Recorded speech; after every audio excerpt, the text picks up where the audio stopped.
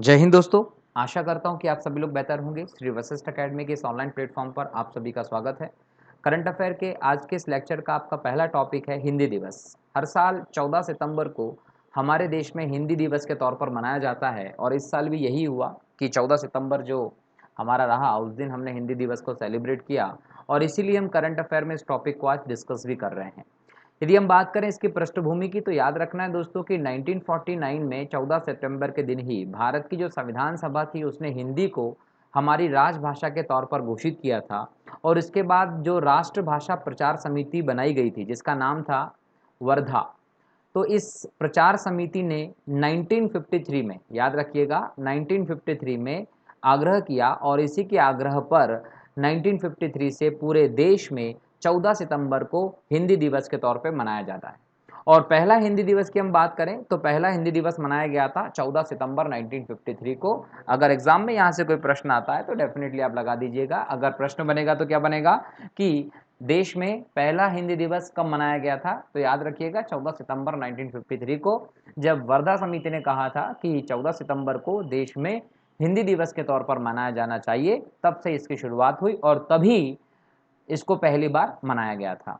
और 14 सितंबर को ही क्यों चुना, तो उसका कारण ये था कि 14 सितंबर 1949 को संविधान सभा ने इसकी घोषणा की थी कि हिंदी हमारी राजभाषा होगी। इसलिए हमने इस दिन को रेखांकित करने के लिए, यादगार बनाने के लिए 14 सितंबर को ही भारत के हिंदी दिवस की घोषणा की थी। यदि हम बात करें दोस्तों तो याद रखिएगा कि प्रारंभ में भारत की आधिकारिक जो भाषा थी वो संविधान सभा के द्वारा हिंदी को ही मनाया गया था, ठीक है। लेकिन बाद में जब हम बात करें आज़ादी के बाद तो हिंदी के साथ साथ इंग्लिश को भी इसमें जगह दी गई और हिंदी और इंग्लिश दोनों को हमारी राजभाषा के तौर पर माना गया है। वहाँ कहा गया है कि हिंदी जिसको देवनागरी लिपि में लिखा जाएगा, इसके साथ इंग्लिश जो होगी वो भी हमारी राजभाषा होगी, ये याद रखना है। क्लियर। अच्छा, इसके अलावा हम बात करें तो हिंदी जो है उसका संवैधानिक आधार भी है। यदि संवैधानिक आधार की बात करते हैं तो भारत के संविधान में आर्टिकल नंबर 343 जो है भाग 17 के अंतर्गत, उसमें देवनागरी लिपि में लिखी गई हिंदी को आधिकारिक भाषा के तौर पर भी माना गया था, ठीक है। तो भारतीय संविधान का जो आर्टिकल 343 है उसको भी आप लोग याद रखेंगे इस संदर्भ में, भाग 17 को भी आप लोगों को इस संदर्भ में याद रखना होगा। इसके अलावा दोस्तों याद रखना है कि हिंदी जो है ये विश्व की सबसे ज़्यादा बोली जाने वाली 5 भाषाओं में से एक है और इसके साथ-साथ हिंदी का एक वैश्विक महत्व भी है। अगर इंटरनेशनल लेवल पर देखें तो हर साल 10 जनवरी को विश्व हिंदी दिवस भी मनाया जाता है। तो हिंदी केवल राष्ट्रीय स्तर पर ही नहीं बल्कि वैश्विक स्तर पर एक बोल सकते हैं कि बड़े लेवल पर बोली जाती है और वैश्विक स्तर पर भी इसको लेकर एक दिवस मनाया जाता है 10 जनवरी को। तो अगर एग्जाम में क्वेश्चन आता है कि राष्ट्रीय हिंदी दिवस कब मनाया जाता है तो आप बोलेंगे 14 सितंबर को और विश्व हिंदी दिवस कब मनाया जाता है तो बोलेंगे 10 जनवरी को मनाया जाता है, ठीक है। चलिए अगले टॉपिक की तरफ बढ़ते हैं। अगला टॉपिक है आपका दुनिया का सबसे बड़ा कार्बन कैप्चर प्लांट। दोस्तों ये एक नई खोज और अपने तरीके का एक पहला प्लांट लगाया गया है दुनिया में और इस प्रकार से यदि हम बात करें तो आधुनिक समय में ऐसा कोई अगर खोज होती है और किसी प्लांट की स्थापना होती है तो वो निश्चित ही हमारे लिए बहुत ही महत्वपूर्ण है। आइए समझें कि ये कार्बन कैप्चर प्लांट क्या है। आइसलैंड की एक कंपनी है, उसने दुनिया का पहला ऐसा प्लांट बना दिया जो प्रत्यक्ष तौर पर हवा से कार्बन डाइऑक्साइड को सोखेगा और उसे भूमिगत जमा करेगा। मतलब कि आपके एटमॉस्फेयर में जो CO2 है दूसरी गैसों के साथ, तो उन सभी गैसों में से CO2 को यह छांट कर सोख लेगा और उसे भूमि में जमा कर देगा, धरती के भीतर जमा कर देगा। क्लियर। तो यहां पर याद रखिएगा कि स्विट्जरलैंड की एक कंपनी है जिसका नाम है क्लाइम वर्क्स। याद रखिएगा स्विट्जरलैंड की एक कंपनी, इसका नाम है क्लाइम वर्क्स। इसके अलावा आइसलैंड की एक कंपनी है जिसका नाम है कार्ब फिक्स। तो कार्ब फिक्स और क्लाइम वर्क्स दोनों ने मिलकर इस पे काम किया है और इन दोनों ने मिलकर इसकी लगभग 4 इकाइयां बनाई। कितनी इकाइयां बनाई है इस प्रकार की, तो 4 इकाइयां बनाई हैं। इन 4 इकाइयों में से हर एक में 2 धातु के कंटेनर लगे हुए। जैसे कि आप देखते हैं ना कोई भी चीज हम शिप में आयात निर्यात करते हैं तो बड़े बड़े कंटेनर्स होते हैं, इस प्रकार के 2 धातु के कंटेनर लगे हैं और ये जो कंटेनर है इनके माध्यम से ये कंपनी दावा करती है कि हर साल लगभग 4000 टन कार्बन डाइऑक्साइड को ये सोखेगी। और ये 4000 टन जो कार्बन डाइऑक्साइड है दोस्तों याद रखना है, एक साल में 870 कारों के द्वारा जो CO2 उत्सर्जित हो जाता है उतना CO2 ये उत्सर्जित करता है, ये आपको ध्यान रखना है। क्लियर। इसके अलावा याद रखना है कि जो इंटरनेशनल ऊर्जा एजेंसी है वो ये कहती है कि हर साल लगभग 31.5 बिलियन टन, याद रखना है 31.5 बिलियन टन CO2 का उत्सर्जन बोलें तो होता है। तो इसके अनुसार अगर देखें तो कुछ ना कुछ इसमें कमी देखी जाएगी। अगर डायरेक्ट एयर कैप्चर यानी हवा से प्रत्यक्ष तरीके से अगर हम CO2 को अवशोषित कर कर हम वायुमंडल से CO2 को कम करने की बात करते हैं तो निश्चित तौर पर ये जो आइसलैंड का जो कंपनी है उसका जो कदम है वो एक ही बहुत क्रांतिकारी कदम हो सकता है, क्योंकि इस प्रकार की ये पहली तकनीक है जो हमारे यहाँ पर देखी गई है। जबकि आप CO2 की अधिकता के कारण जो ग्लोबल वार्मिंग की समस्या देख रहे हैं, वन अग्नि की समस्या देख रहे हैं, टेम्परेचर बढ़ने की समस्या देख रहे हैं, बाढ़ और समुद्र जल में जो बढ़ने के जो कारण हैं, इन सबको देख रहे हैं, तो कहीं ना कहीं हमारे लिए एक चुनौती है कि हम ग्लोबल वार्मिंग जैसी समस्याओं से निपटने के लिए तैयार रहें। और इससे निपटने के लिए हमें एटमॉस्फेयर में CO2 आदि की मात्रा को कम करना पड़ेगा। ऐसे में आइसलैंड की इस कंपनी का जो कदम है वो हमारे लिए एक बोल सकते हैं कि एक आशा की किरण है कि हम इतनी अच्छी तरीके से इस CO2 को ठिकाने लगाएंगे। अगर हम दो इन प्लांटों की बात कर लें कि दो दो कंटेनर हैं, 4 प्लांट में 4 इकाई में कितने कंटेनर हैं, याद रखना है दो दो कंटेनर हैं, जिनके माध्यम से हम लगभग 4,500 टन के आसपास अगर हम CO2 को कैप्चर करते हैं तो ये मान लीजिए कि हर साल लगभग 8 से 9,000 अगर टन CO2 को कैप्चर किया जाता है और धरती में उतार दिया जाता है तो कहीं ना कहीं इससे CO2 की मात्रा में कुछ ना कुछ कमी तो ज़रूर आएगी और हमारे लिए फ़ायदेमंद ही रहेगा। तो इस प्रकार की चीज़ों को और वैश्विक स्तर पर बढ़ाया जाएगा यदि ये प्रयास सफल होता है तो। अगला आपका मुद्दा है दोस्तों, इंग्लैंड में इलेक्ट्रिक वाहन चार्जर लगाना अनिवार्य कर दिया गया है। जैसा कि आप भारत में भी देख रहे हैं आजकल टू व्हीलर हो या फिर कार हो, इस प्रकार के वाहनों में आजकल इलेक्ट्रिक वाहन जो होते हैं इनको बहुत ज़्यादा बढ़ावा दिया जा रहा है ना। बसेस भी आपकी इलेक्ट्रिक चलती हैं आजकल, CNG इन सब चीज़ों को बढ़ावा देने के बाद हम इलेक्ट्रिक वाहन की तरफ बढ़ रहे हैं और इलेक्ट्रिक वाहन आज के इस समय की ज़रूरत भी है। क्योंकि अगर आप इलेक्ट्रिक वाहन को लेकर आएंगे तो सबसे बड़ी प्रॉब्लम जो आज पूरी दुनिया के विनाश के लिए जिम्मेदार हो सकती है, प्रदूषण, उसको लेकर ये कदम बहुत इंपॉर्टेंट है। ऐसा ये कदम उठा रहा है कौन? इंग्लैंड। इंग्लैंड अपने तरीके का एक पहला देश होगा जिसने इलेक्ट्रिक वाहन चार्जर लगाना अपने घरों में अनिवार्य कर दिया है। इंग्लैंड सरकार एक कानून लाने वाली है। इस कानून में बोला गया है कि सभी नवनिर्मित घर जो होंगे, कार्यालय जो होंगे, इनमें इलेक्ट्रिक वाहन चार्जर लगाना अनिवार्य होगा। अगर कोई व्यक्ति अपने नवनिर्मित घरों में या फिर कार्यालयों में इलेक्ट्रिक चार्जर नहीं लगाता तो उसके खिलाफ कार्रवाई की जाएगी, क्योंकि कानूनी रूप से इसको प्रावधान करने की बात चल रही है। ठीक है, तो ये एक प्रकार से एक महत्वपूर्ण कदम है, ठीक है, जो कि कहीं ना कहीं इंग्लैंड की सरकार ला रही है और दुनिया का ऐसा कदम उठाने वाला इंग्लैंड पहला देश होगा जहां सभी घरों में इलेक्ट्रिक वाहनों के लिए चार्जर की व्यवस्था करना अनिवार्य होगा। ठीक है, चलिए आगे बढ़ते हैं अगले मुद्दे की तरफ। राजा महेंद्र प्रताप सिंह स्टेट यूनिवर्सिटी। दोस्तों, प्रधानमंत्री नरेंद्र मोदी जी ने उत्तर प्रदेश के अलीगढ़ में राजा महेंद्र प्रताप सिंह स्टेट यूनिवर्सिटी की आधारशिला रखी है। तो याद रखना है कि ये राजा महेंद्र प्रताप सिंह स्टेट यूनिवर्सिटी जो है वो कहाँ पर आधारशिला रखी गई है, तो यूपी के अलीगढ़ में। यूपी के अलीगढ़ में हाल ही में नरेंद्र मोदी जी ने इसका आधारशिला रखी है। और कहीं ना कहीं इस विश्वविद्यालय की स्थापना राज्य सरकार द्वारा महान सेना के बोल सकते हैं सेनानी जो थे, शिक्षाविद जो थे, समाज सुधारक जो थे, राजा महेंद्र प्रताप सिंह, इनके नाम पर रखी गई है। तो ये इनके स्मृति में, इनके सम्मान में ये कदम सरकार उठा रही है और नरेंद्र मोदी जी ने इसका आधारशिला रखा है। ठीक है, यदि हम बात करें तो ये राजा महेंद्र प्रताप सिंह कौन थे, तो राजा महेंद्र प्रताप सिंह जो हैं इनका जन्म हुआ था 1886 में। 1886 में यूपी का जो हाथरस है, यूपी के हाथरस नामक जगह पर इनका जन्म हुआ था। और एक समाज सुधारक, स्वतंत्रता सेनानी के साथ साथ ये मार्क्सवादी क्रांतिकारी थे। आप सभी लोग जानते हैं कि मार्क्सवाद क्या है, जिसमें अलग प्रकार की क्रांति की बात करते हैं। तो वो जो मार्क्सवादी विचारधारा है उसको मानने वाले थे ये। Mohammedan Anglo oriental college school जो है वो वर्तमान में, जिसको आप अलीगढ़ मुस्लिम विश्वविद्यालय के नाम से जानते हैं, यहाँ के ये पूर्व छात्र रहे हैं। कौन? राजा महेंद्र प्रताप सिंह। और इसके अलावा इन्होंने काफ़ी कम उम्र में ही सक्रिय रूप से राजनीति में प्रवेश कर लिया था। इन्होंने अपने साथी छात्रों के साथ 1911 के बाल्कन युद्ध में भी हिस्सा लिया था। ये भी एक इंपॉर्टेंट चीज़ है जो आपको ध्यान रखना है। और 1947 में भारत को आज़ादी जब मिल गई तो उसके बाद ये देश में आए। 1957 में मथुरा की लोकसभा सीट से इन्होंने चुने गए थे, चुनाव लड़ा था। और उसके बाद ये जनसंघ के बोल सकते हैं उम्मीदवार अटल बिहारी वाजपेयी के विरुद्ध निर्दलीय रूप से चुनाव लड़े थे, ये भी याद रखना है। दादा भाई नौरोजी जो थे और बाल गंगाधर तिलक जो थे, इनके भाषणों से बहुत ज़्यादा प्रभावित थे।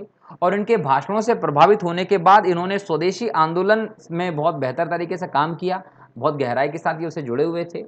महेंद्र प्रताप सिंह जी जो हैं ये स्वयं को शक्तिहीन और कमजोर नौकर के रूप में संबोधित करते थे। जब भी ये कुछ बोलते थे तो अपने आप को शक्तिहीन और कमजोर नौकर के रूप में बोल सकते संबोधित करते थे। और इन्हें 1932 में नोबेल शांति पुरस्कार के लिए भी नामांकित किया गया था, याद रखना है। 1932 में इनको नोबेल शांति पुरस्कार के लिए नामांकित किया गया था, ये भी याद रखिएगा।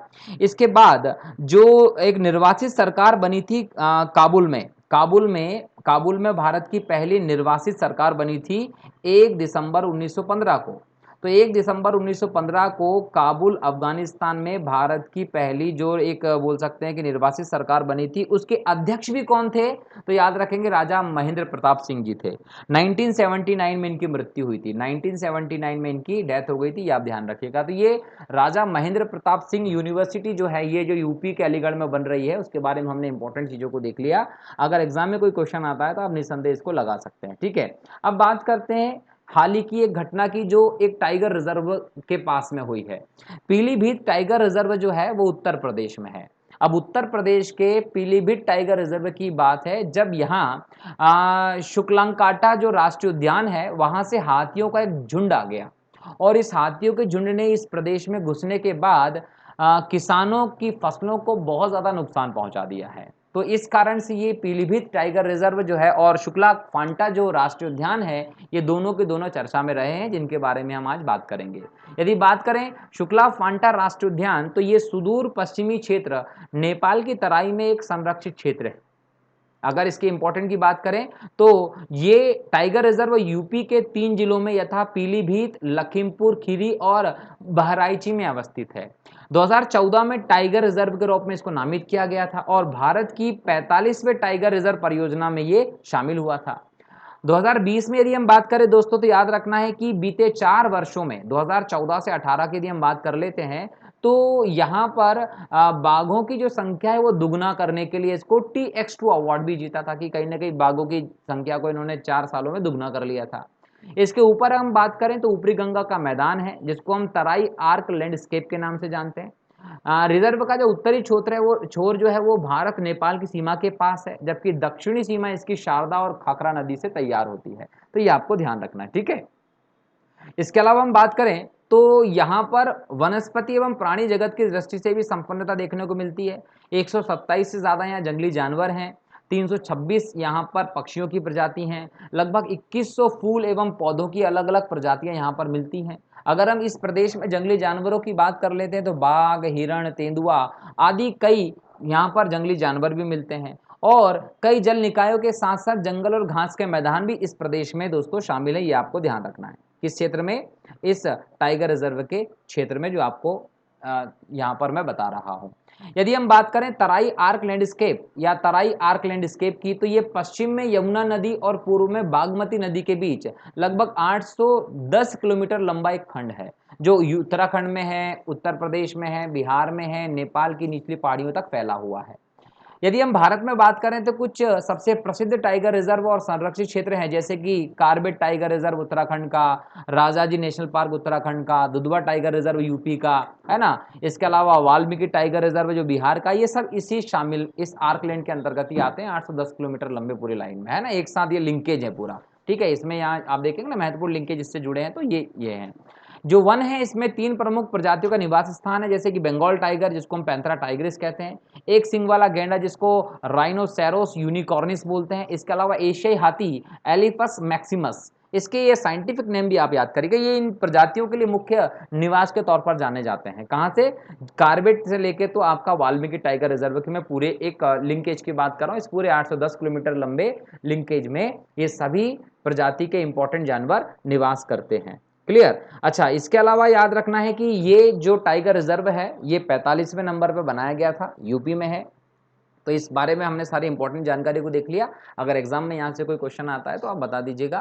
एग्जाम में पर्टिकुलर यहाँ से तो क्वेश्चन आएगा ही, लेकिन इन चीज़ों के बारे में भी पूछ सकता है, इसलिए यहाँ पर एक्स्ट्रा हम लोग बात करें, जैसे दुधवा टाइगर रिजर्व कहाँ है, या वाल्मीकि टाइगर रिजर्व कहाँ है, या फिर जिम कार्बेट टाइगर रिजर्व कहाँ है, या राजाजी नेशनल पार्क कहाँ है। इस प्रकार से कोई भी अगर क्वेश्चन पूछता है तो डेफिनेटली आप लोग बता दीजिएगा, है ना। साथ ही साथ ये भी पूछ सकता है कि बंगाल टाइगर का साइंटिफिक नेम क्या है, या एक सिंग वाले गेंडे को क्या कहते हैं, या एशियाई हाथी को क्या कहते हैं। तो ये सब चीज़ें आप नोट करिए, नोट करने के बाद एग्जाम के पॉइंट ऑफ व्यू से आपकी सभी चीज़ें तैयार हो जाएंगी।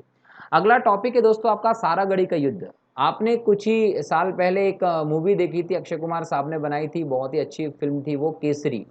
वो फिल्म जो थी वो इसी घटना पर आधारित एक फिल्म थी। भारत में आप मैप देखिए, यहाँ पर उत्तर पश्चिमी भारत की हम बात करेंगे, जो फिलहाल अब पाकिस्तान का हिस्सा रह गया है, ये क्षेत्र जो यहाँ पर हम देख रहे हैं।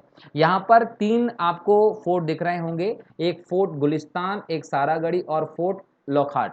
ये 3 आपको किले दिख रहे हैं, है ना, ये 3 किले। इन तीनों किलों के बीच में आप देखो, ये बीच वाला किला जो है वो सारागढ़ी का किला है, जो इन दोनों के बीच में एक चैनल का काम कर रहा है, एक सेतु का काम कर रहा है। तो इस क्षेत्र की हम बात कर रहे हैं आज, जो हमारे देश की एक बहुत ही महत्वपूर्ण घटना रही है, और एक प्रकार से आपने यदि फिल्म भी देखी होगी तो आपको रोमांचित करने वाली घटना लगती है, क्योंकि इस घटना में कुछ हुआ ही ऐसा था, और सिख कौम के लिए एक निसंदेह एक गर्व की बात हुई, हमारे पूरे देश के लिए गर्व की बात हुई। घटना थी 12 सितंबर की, 12 सितंबर की घटना थी। और इस दिन 2021 में यदि हम बात करें तो 2021 की 12 सितंबर को सारागढ़ी के युद्ध की इस घटना को टोटल 124 साल हो चुके हैं। और इस 124 साल इसकी होने पर इसकी 124 वर्षगांठ बनाई गई है। यदि हम बात करें तो सारागढ़ी का युद्ध है, ये दुनिया के सैन्य इतिहास में सबसे बेहतरीन लास्ट स्टैंड में से एक माना जाता है। सारागढ़ी फोर्ट लॉकहार्ट और फोर्ट गुलिस्तान के बीच में एक संचार टावर था, ये मैंने आपको बता दिया, जो कहीं ना कहीं अंग्रेजों के अधीन था। यदि हम बात करें तो बीहड़ उत्तर पश्चिमी प्रांत जो रहा है आपका, वहां पर 2 किले थे, दोनों किले अब पाकिस्तान में हैं। दोनों किलों का निर्माण जो है वो महाराजा रणजीत सिंह ने बनवाया था, है ना, और बाद में अंग्रेजों ने इनका नाम बदल दिया था। तो एक प्रकार से देखा जाए तो ये किले जो अभी पाकिस्तान में, इनका नाम अंग्रेजों के द्वारा बदला गया था, और इन दोनों किलों को जोड़ने का जो काम कर रहा था वो सारागढ़ी कर रहा था।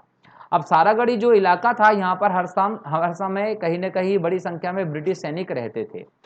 यदि हम देखें तो नॉर्मली यहाँ पर कम से कम 40 सैनिकों की एक पलटन तो रहती ही थी। लेकिन एक समय ऐसा है जब 8000 से ज़्यादा अफरीदी और ओकरजई आदिवासियों ने यहाँ पर हमला कर दिया, और इन सब के खिलाफ यहाँ पर केवल 21 सैनिकों ने मोर्चा संभाला था।